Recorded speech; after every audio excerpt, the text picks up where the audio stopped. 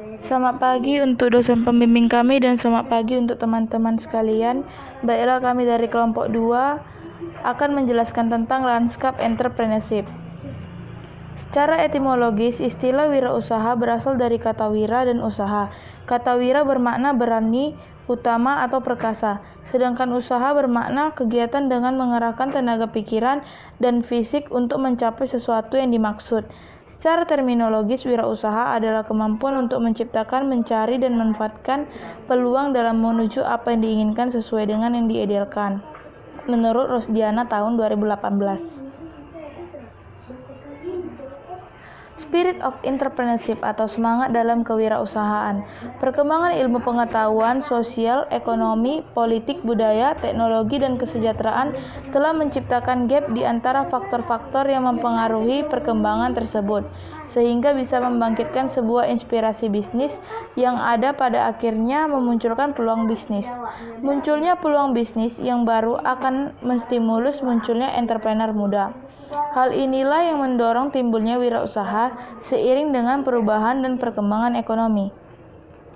Menurut Insinyur Hendro, ada beberapa yang menstimulus spirit of entrepreneurship, yaitu yang pertama, evolusi produk, evolusi ilmu pengetahuan, perubahan gaya hidup, selera dan hobi, perubahan teknologi, perubahan budaya, perubahan struktur pemerintahan dan politik, dan intrapreneurship. The key of entrepreneurship atau kunci dari kewirausahaan. Menurut Hendro tahun 2011, kunci untuk menjadi seorang entrepreneurship yaitu terdiri dari 3 bagian. 1. Bagian pemutar atau pengungkit, leverage key, yaitu great decision atau mengambil keputusan untuk menjadi entrepreneur. Lingkaran menemukan peluang emas atau golden opportunity. Yang kedua, bagian batang atau tubuh, yang tubuh kunci, the body of key. Bagian tubuh kunci ini mewujudkan sebuah bisnis yang bagus setelah Anda memulai berbisnis yang mencakup bagian sambungan, translation joint, bagian batang, transitional atau tentang konsep-konsep penunjang manajemen, bagian anak kunci atau the primary key. Kegagalan dan keberhasilan usaha. Menurut KBBI, Kamus Besar Bahasa Indonesia, gagal adalah tidak berhasil, tidak tercapai maksudnya. Kegagalan berkebalikan dengan keberhasilan. Tidak berhasil berarti pula tidak tercapainya target yang telah ditetapkan. Karena adanya target untuk dapat dipakai sebagai pengukur suatu keberhasilan. Menurut Jana dan Iain tahun 2018, keberhasilan usaha adalah suatu keadaan di mana usaha mengalami peningkatan dari hasil yang sebelumnya. Keberhasilan usaha merupakan tujuan utama dari sebuah perusahaan di mana segala aktivitas yang ada di dalamnya ditunjukkan untuk mencapai suatu keberhasilan.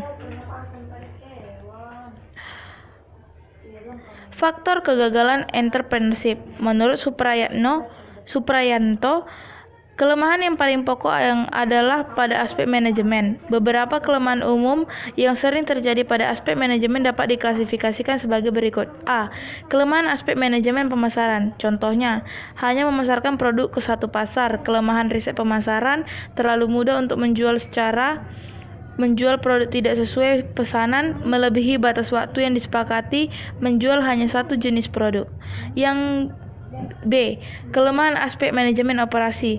Teknologi yang digunakan relatif sederhana, skala produksi yang rendah, biaya produksi yang tinggi.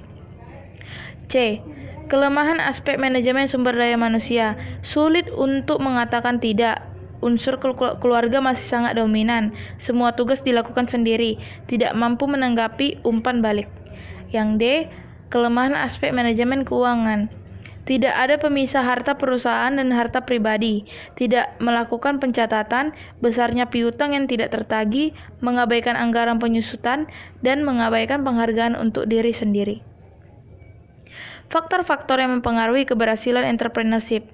Yang pertama ada faktor internal, yang diantaranya yaitu kualitas sumber daya manusia, penguasaan organisasi, struktur organisasi, sistem manajemen, partisipasi kultur atau budaya bisnis, kekuatan modal, jaringan bisnis dengan pihak luar, dan tingkat entrepreneurship. Faktor eksternal dapat dibagi menjadi dua, yaitu faktor pemerintah dan non-pemerintah. Faktor pemerintah diantaranya kebijakan ekonomi, birokrat, politik, dan tingkat demokrasi.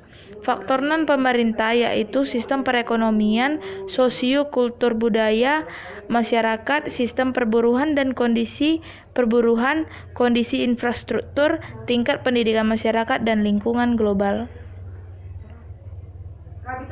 Menurut Geoffrey Meredith mengemukakan ciri-ciri dan watak kewirausahaan seperti berikut: percaya diri dan optimis, memiliki kepercayaan diri yang kuat, ketidaktergantungan terhadap orang lain, dan individualistis, berorientasi pada tugas dan hasil, kebutuhan untuk berprestasi, berorientasi laba, mempunyai dorongan kuat, energi, tekun dan tabah, tekad kerja keras serta inisiatif.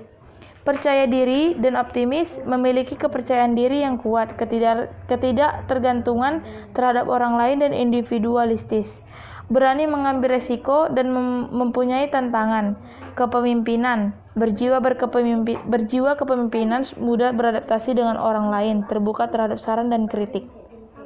Keorisinilan, yang dimaksud inovatif, kreatif, dan fleksibel, berorientasi pada masa depan, memiliki visi dan perspektif terhadap masa depan, menurut Pamungkas tahun 2014.